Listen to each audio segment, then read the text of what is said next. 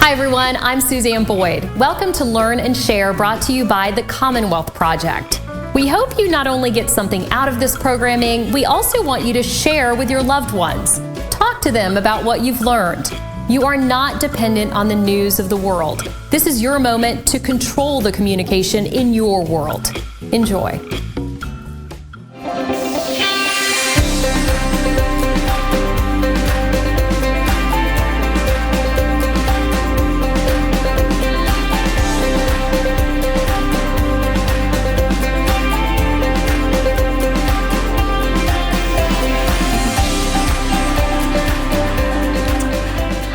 I'm Suzanne Boyd, and welcome to Learn and Share. Is there anything more calming than brewing a cup of tea? Well, today we are going to be talking about the history of tea, the health benefits of tea, and also how to properly brew it. And joining me today is Chad Nifoussi. Hello. He is a tea expert. I am, which is weird. He's a little bit obsessed with tea. I am, and it's weird to be referred to as a tea expert coming from the Jersey Shore. We're not known for our tea expertise. Right. However, I'm self-taught, and I started this journey about 20 years ago when some good friends of mine brought some tea over to my house with loose leaf tea and showed me how to brew it all. And I first thought, wow, can there be anything more exciting than watching hot water go over plant leaves? But I learned that there's a whole history, and tea is like fine wine with all these different flavors and subtleties and aromas and growing regions. And it's kind of become an amateur obsession of mine just to learn more about it and really to taste it. Now, to share it with you is really awesome. Yeah. To learn and share. You know, because I brew my coffee every morning, but you say it's very different to brew tea because you really are involved in the process from beginning to end. So what's the difference between coffee and brewing tea? Well, a big buzzword these days is mindfulness, right? Mm-hmm. So everybody's talking about being more present when you do things. And with coffee, we hit the button, we go on with what we're doing, we grab it, we drink it down, and we're like, oh, I need it to wake up, right? With tea, if you do it properly, you're forced to stop. You brew the water and you wait for that to brew. And while you're doing it, you're present waiting for it to brew. Mm-hmm. Then you have the tea, you bring the leaves out. You can smell them, you can look at the texture of them, you can just enjoy the color of them as well. Then as you're brewing it, you can smell the aromas start wafting up and really wake you up. And then when you drink it, there's an old saying, when you drink tea, just drink tea. So be mindful, be aware, and be present with it. Versus coffee is more kind of like wake up, it's a tool, go, you get that fast, the jitters. Tea gives you more of a calming alertness, and just the way you start your day off with that little quiet time for yourself is really fantastic. Yeah. So when you're drinking your tea, you aren't doing anything else. You're not watching TV, you're not reading, you're not on your phone, you're just present in that moment. Yeah, look, you can do whatever you want. Right. It's your tea, right? Right. But I try to, when I can, when my kids will allow it, I try to just sit with my tea and really take in every sip and breathe with it and then try to get the different flavors and aromas. And when you do that, you're really living life. You're really present. And it's amazing that just some boiled water, really, and leaves can do that to you, but it's something that you can make a point of to do. Now, granted, as you go through your day, if you want to have your tea and read a book or watch something, that's great and enjoyable too. But if you're having a hectic day, you need a 5-10 minute break, sit there, drink your tea quietly, breathe, enjoy it. It's really quite an experience, and it's a simple thing to do anywhere. That's what's so great about it. Hearing you talk about tea, I mean, it really sounds like when I first started learning about wine, it kind of sounds similar. Like there's a lot of different, blends, different flavors, different leaves, different colors, different tastes.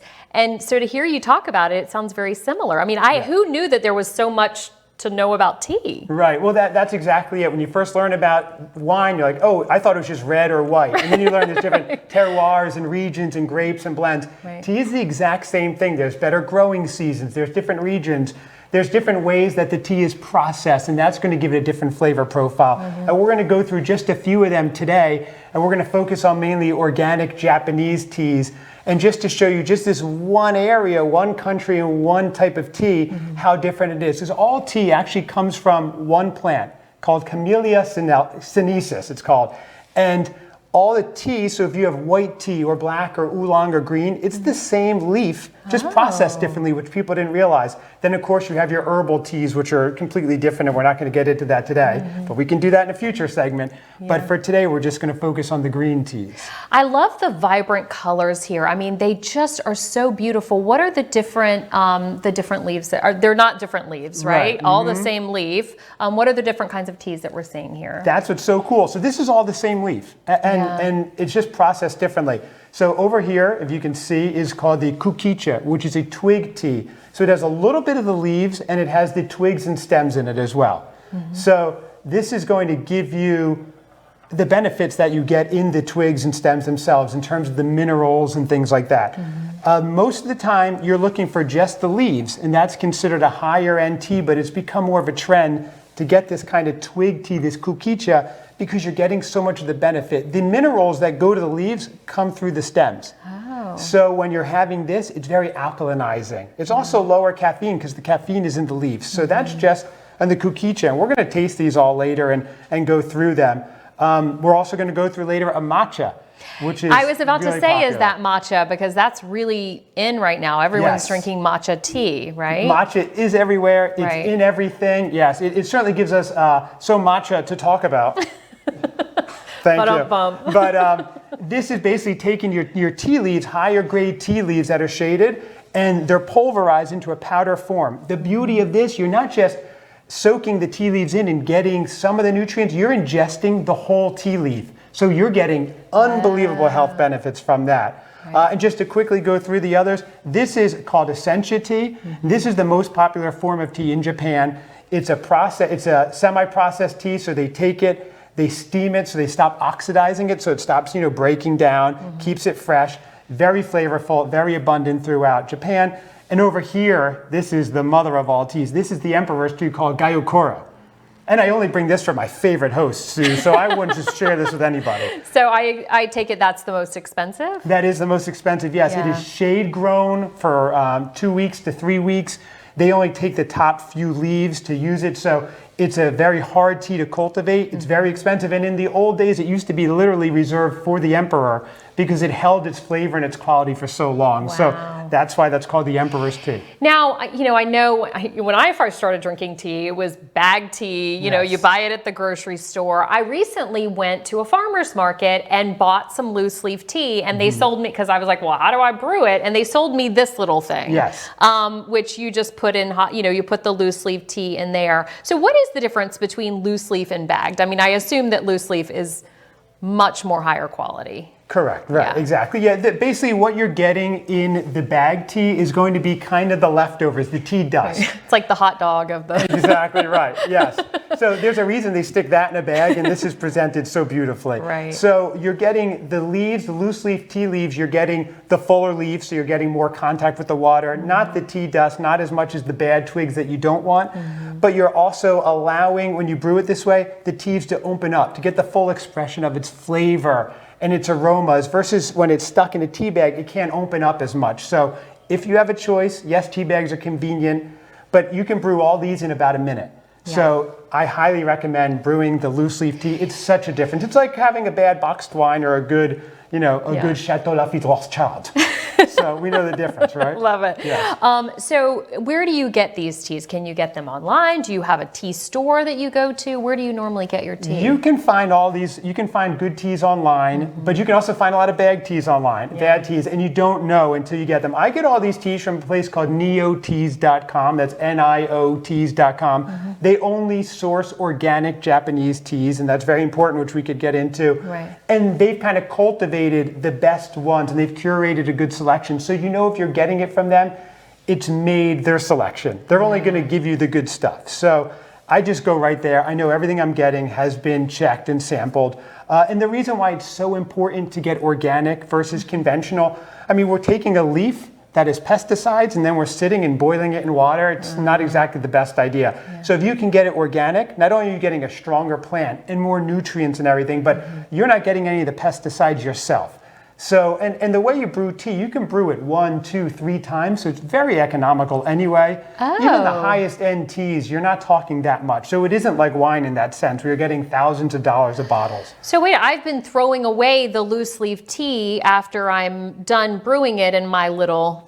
Right, your steeper. Yeah, right my there, little yes. steeper. But you're saying I could use it multiple times. Exactly, yeah. You could generally, if it's a good quality tea, you can get a second and third steeping, still get a lot of flavor. And a lot of people, if they want to cut their caffeine, can actually do a first steeping, pour that out. That's about 80% of the caffeine right there. And then your second and third steeping will be relatively caffeine free.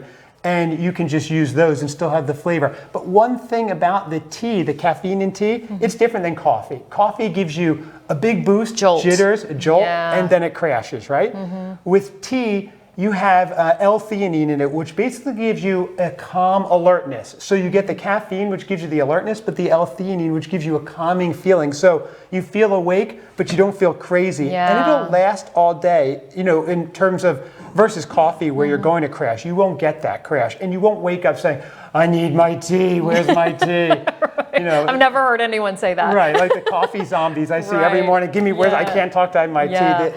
It's well, different. gosh, you may make me switch to tea instead of coffee, Chad. Right? There's so many benefits. Look, you could still enjoy the coffee. Right. But I highly recommend as you get more into good teas and feel how great they make you feel, or see how great they make you feel, you're going to really enjoy tea over it, I think. All right, so let's brew, because I think the brewing process is very important, right? It is, and you could hear it. Talk about perfect timing. I mean, it's getting right to the right temp right now. So you have an electric tea kettle, I guess, Correct, is what you call it? You can find this right online at Amazon or somewhere. Something like this is only about $40, and you can set the temperature to what you want, because different teas, you want to have different temperatures, and we could do a whole nother show on that. Right.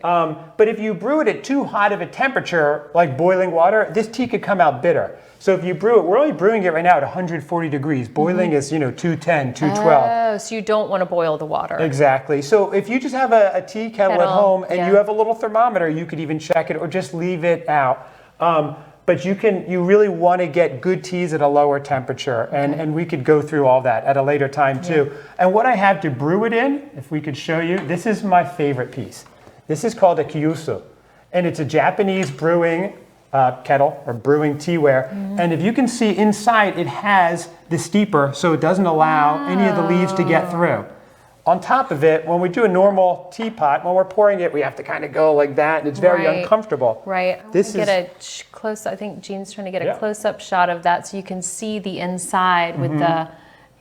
And I got this at neoteas.com also. It was only about $25. It's beautiful. It's beautiful. And it allows the tea to come in full contact with all the water, because it allows it to open up. And when you're pouring it, you can put your finger on, hold it, and a simple motion, boom. That's all you have to do to pour it. So it's not like a big tea kettle where you're lifting it and spilling. So everything the Japanese do, it's about art in every part of your life, and simplicity of motion and movement. Yes. Yeah. So we've kind of whittled it down. You don't need a big thing. You don't need all the motion. Even the movement itself is very simple. And pouring it. So all you have to do is pour the tea in, put the tea in, pour the water in, let it brew for about a minute, and you're ready to drink. What tea are we going to make? Let's start with the kukicha. Like I said, this is very alkalinizing. It's a lower caffeine. You're going to feel great after. It's going to have a summer kind of grassy feel to it. Very light, and you're going to really enjoy it, even though that's. Well, I had Dunkin' Donuts this morning, so I'm feeling a little jittery. Okay. Well, this should help clear. This should help calm me down, right? Exactly. So it's very simple. Take a teaspoon. Any teaspoon will do. You don't need anything fancy. 1 scoop. Pour it right in, your kyusu or anything you have, although I really recommend this. It's so much fun. Yeah, and it's beautiful. Part of the process. You can even leave this out on the counter, you know? You could, and there are people who get way into teaware, and like anything else, you could have a collection. Right. I don't think my wife's going to allow me to do that, so I'll just stick with this guy for now. But all we do is we pour it in. So you're doing about 150 milliliters or 5 ounces or so, whatever you want, the less you do. The interesting thing, Japanese tea versus Western style, in Japan, they're not doing the big gulps of tea. They're doing a smaller amount of water, more leaf to get a more concentrated brew. So it's not this big 20-ounce glass. We're going to do smaller ones we're going to drink it slower and enjoy it more. So you could have a 5-ounce glass of tea and have it last you longer and just enjoy each sip, right? Yeah. So they say there's peace in every breath, there's peace in every sip. So it's really meditative, like we said earlier. And I feel like it's a good, for Americans, we tend to go bigger and better, and or not bigger, better, but bigger and Yes. more complicated. And so I think it's a good lesson for all of us to kind of take it back a little bit. Yes. Making it simple, less. Isn't less that a life is lesson more, we can right? learn, right? A little bit of simplicity. Yeah, so I love this, that it's only a small amount, That's small it. amount compared to the Dunkin' Donuts I had this morning, Right, exactly. And you could, if you want more, you can make as much as you want. Yeah. You could brew it, but you can also just leave the water on and pour more when you want. The different. So if we pour it now, you'll see. Now your mugs are very interesting because they're clear. Yes. Now why do you have clear mugs? Well, this is a double-walled glass mug, so it keeps it warmer. It won't be hot to the touch, and it won't get cold. And it's just because the tea itself, as you'll see, and I'm going to pour it now. I'll start pouring it because it'll be about a minute. Okay. If you let it go too long, it will get a little more bitter, but it's all to taste. And then you'll also get the more antioxidants in it. So and we could go through more of the health benefits. So I'm just pouring a sample right now. Now, was it, so you how see. long do you let it steep? This is just about a minute for these Oh, good okay, teas. so That's quick. it. Yep, and then you could Yeah. get the last few drops out because that's concentrated. That's good. Get it all, Chad. Yeah, exactly, right. So if you want to try it, Okay. you can see, and it's ready to drink because it's just around Yeah. 140 degrees Celsius, and you can Do see we the put our beautiful pinky color. out, Chad? That's more British, but if you want to put your pinky out, you do what you want. Not That's the beauty of Japanese. it. Right, it's your tea. Okay, do we cheers? We don't, but we can. Oh, okay. Yeah, there you go. Cheers. I'm doing the Sue wine thinks thing, we're doing right? shots. Oh my gosh. It's really a light, summery It's really flavor. light. Okay, so this was the stem one. This And was the what's the kukicha. name of kukicha? Kukicha, yes, K-U-I. It's very good. Now, do you put any K-U-K-I-C-H-A. sort of, I know some people put honey or sugar or even milk, I've heard of people putting in their tea. You can do that. I would recommend trying it with nothing. Just Yeah. trying it on its own, letting your taste buds open up. Because each taste, you're going to get a little bit something different.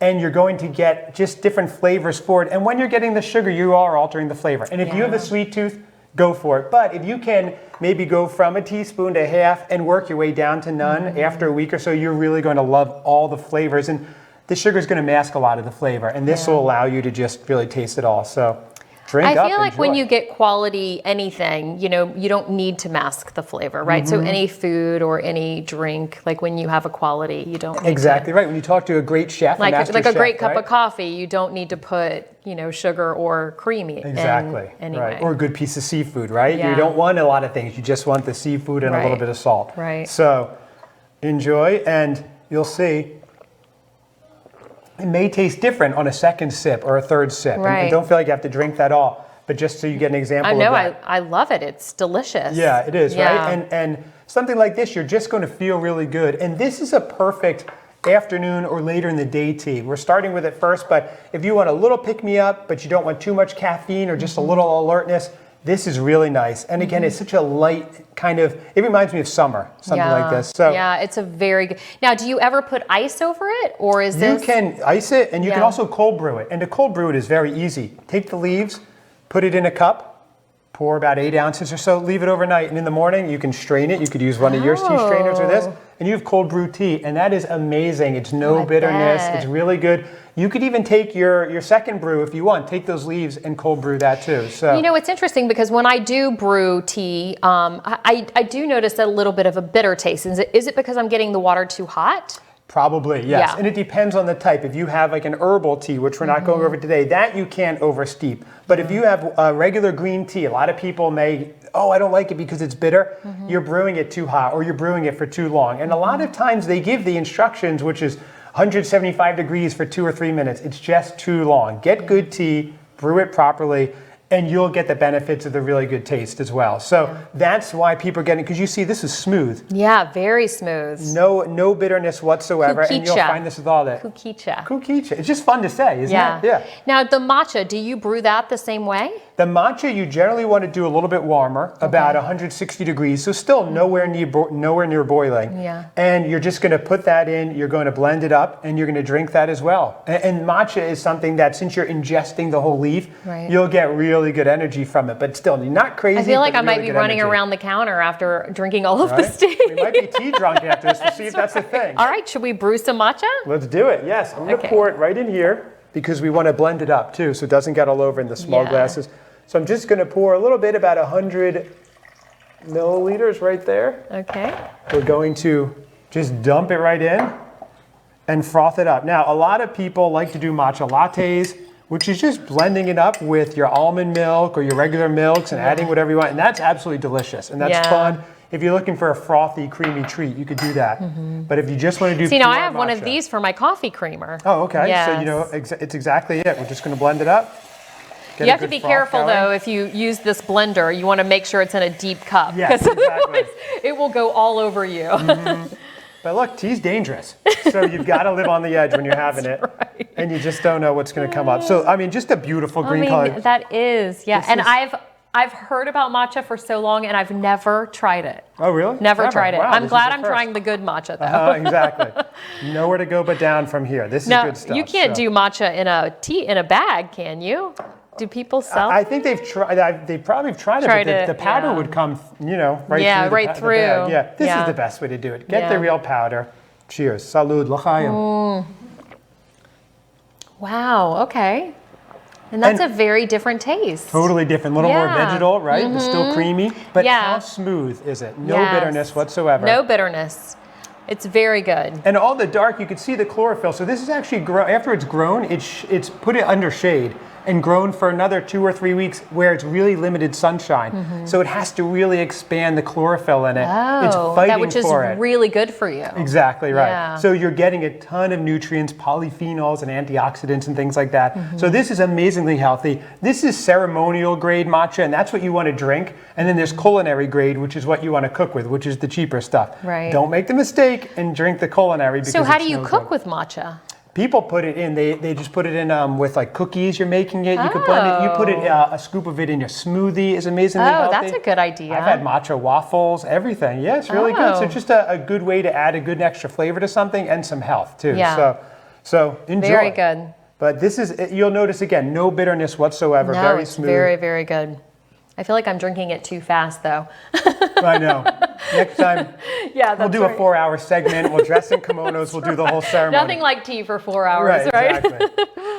We have plenty of time these days, so we could do it.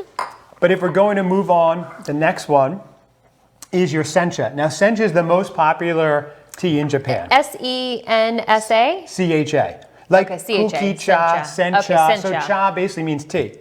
So this is just a very popular tea. Again, this is all organic teas, and sencha is just the way it's processed. It's stopped, it's steamed, but not too much, and it's very widely available throughout Japan. And again, like anything else, you can get higher grades of sencha, lower grades. This is pretty good stuff right here. Yeah. And this is what's called an asamushi, so it's lightly steamed. So you're going to get a whole different flavor profile than if this same exact leaf was what's called a fukamushi. And I'm not cursing, but that's what it's called. Right. And that's a deeper steam, and you're going to get more of a savory flavor with that. This you'll get a little more sweetness and grassiness. Oh, okay. Let's I'm brew excited this for up. that one. Absolutely. So let's brew this up. Again, I'll take just about a minute, and we'll be ready to go. I'll just pour Love a how little you're. bit. Yeah, it's all very simple, Right. all very easy.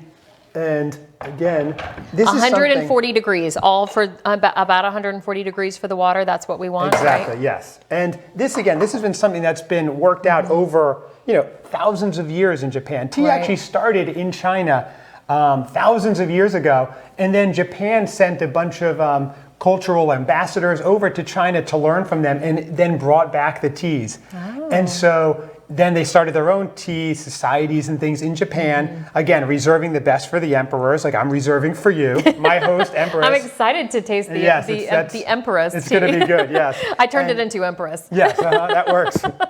So it just became a big a part of the culture. And then the story of how it was imported from China and Japan to Britain is fascinating. There's a book called For All the Tea in China that tells a story, and it reads like a James Bond novel. And I highly recommend it. Maybe we can get the link to that too, because how they smuggled it out of there, they really wanted to keep it within their own Is it really borders. as exciting as you're making it sound? No. No, it's more exciting because they had to dress up in costumes and steal the saplings and smuggle it out. Really, really amazing. So now, are you partial to Japanese tea? I am, absolutely, yes. Just the flavor profiles of it. Their Chinese teas are usually pan roasted, so you're getting a little bit more of a smoky flavor to them. There's something about the Japanese tea, the umami, the savoriness, and just the whole culture that appeals to me. Again, coming from the Jersey Shore, growing up as a nice Jewish boy in Jersey, I don't know how I got into tea, but I did. Some friends, right? Exactly, yes, exactly. Yeah. His friends, they probably brought it over as a joke. Now, this is my favorite so far. Okay, the central. Yes, this I is, really like this. Because it does have a little bit more of a sweet profile, which you talked about. Yeah. Yes, and one thing that's interesting, if we were to sit here and brew it the second time, so in a second and third steeping, pour the water in and only do 10 to 20 seconds. That's it, because the leaves are already unfurled. So the water is coming in contact and getting the flavor already. Right. So it's 10 to 20 seconds for the second and third steeping. Very easy, but it will taste different. So each steeping you'll get maybe more of a vegetable flavor, or maybe more of a savory flavor. It varies with the tea. So it's just fun to taste and see how it is. And we could do that one day, just trying different steepings and comparing and contrasting. Okay. Or maybe not. We'll see if you stay awake through this first one, how it goes. But I think they're still awake. I mean, I'm awake after drinking all this tea. Oh, we're going to be awake for days. That's right. Okay, so I want to get to the emperor's tea? Yes, Gayukoro. Gayukura.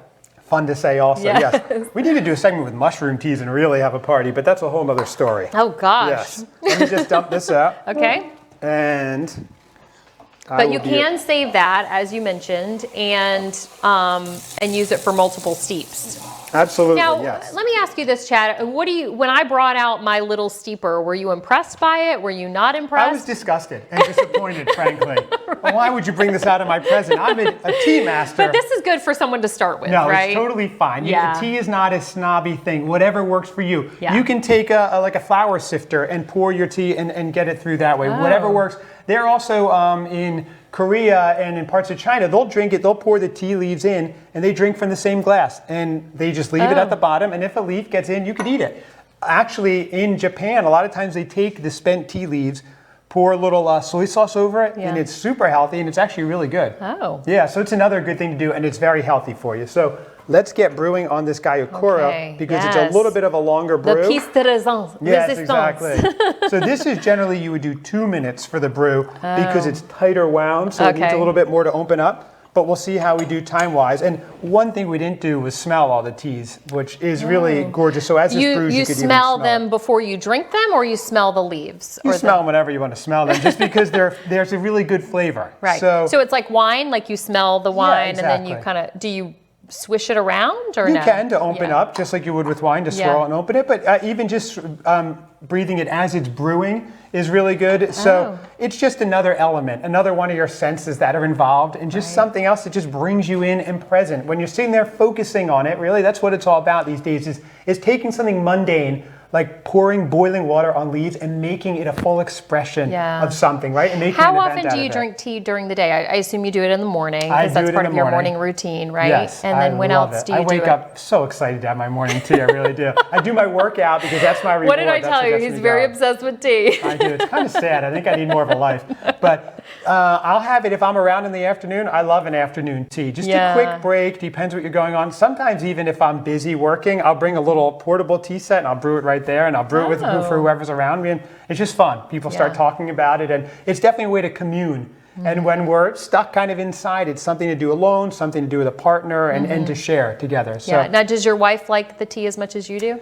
not as much as I do. She thinks I'm a little crazy. And she vacillates between her coffee and her tea. And when you're used to coffee, it's such a big flavor versus tea that subtlety sometimes gets lost on you. Plus, she lives with me. Who wants to hear me talk about it all the time? That's why I think she encourages me to be nice and quiet with it. So let's just quickly pour this so you can get it. And if you can, take a quick smell. Now, you'll get an umami flavor, which is a Japanese saying because it's a savoriness. So it's not sweet, it's not just salty, but it's savory. And drink it like your wine. And Now that is bold. Right, exactly. That's a good Yes. way to describe it. Very savory, very upfront and different. So not a subtle sweetness, but more of that No, savory definitely flavor. not subtle. Right, But I right. like it. Yes. Yeah. And the more time you have to really enjoy and use it, you can. So with tea, you can do it, you can have fun, you can make a ceremony out of it, or you can just do it and drink it, and for the energy and the health benefits too. Well, Chad, this has been very interesting, and Thank you. I really, really have learned so much in this half hour. Thank you very much. You're welcome. Thanks for And having me. I hope you'll join us again. I would love to. Enjoy. Okay, and we hope you had fun on this Learn and Share, and we'll see you here next time.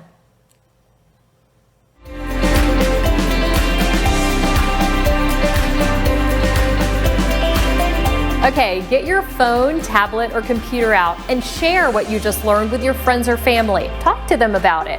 We'd also love for you to talk to us and tell us what you would like to see on this program. Is there something you've always wanted to learn? Email us at info@tcphealthcorps.com. Stay connected and continue to learn and share.